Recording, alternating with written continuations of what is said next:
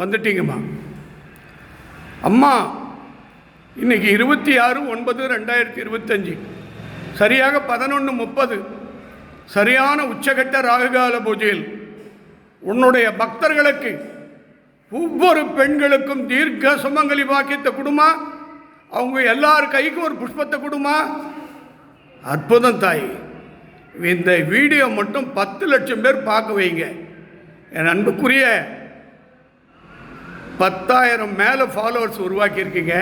ஃபேஸ்புக்கில், இன்ஸ்டாகிராமில் 9,000 சில்லற ஃபாலோவர்ஸ் உருவாக்கியிருக்கீங்க. மொத்தம் 26 லட்சம் பேர் பார்த்துக்கிட்டு இருக்கீங்க. இன்றைக்கி அற்புதமான நாள். புரட்டாசி மாதத்தில் அம்பாள் மன உருகி வாழ்த்திருக்கா. இதை நீங்கள் உலக அளவில் நீங்கள் எல்லாருக்கும் ஷேர் பண்ணுங்கள்.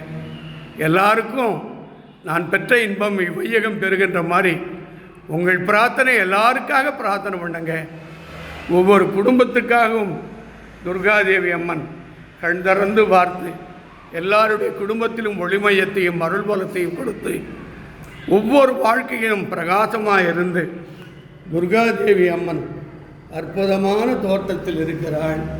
அந்த அற்புதமான தாமரை தடாகத்தில் இந்த புஷ்பம், அத்தனை புஷ்பங்களும் அம்மனுடைய அருளால் அருள் கிடைத்திருக்கிறது.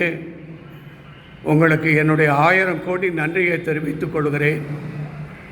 எல்லாருடைய எவ்வளவு பெரிய செல்வாக்கு வச்சுருந்தாலும் என்ன பிரயோஜனங்க? எவ்வளோ பெரிய உயர்ந்த பதவி என்னங்க இருக்கிற வரைக்கும் அந்த பதவி உங்களுக்கு மரியாதை. பேப்பரில் எழுதுவாங்க, டிவியில் போடுவாங்க, உங்கள் பின்னாடி லட்சக்கணக்கான கூட்டம் சுற்றிக்கிட்டே இருக்கும். அவ்வளோதானே. உயிரிழங்கிட்டால் உங்களை யார் திரும்பி பார்ப்பாங்க? உங்களுக்கு புண்ணியம் வேணுங்க, உங்களுக்கு பாவம் நீங்கணுங்க.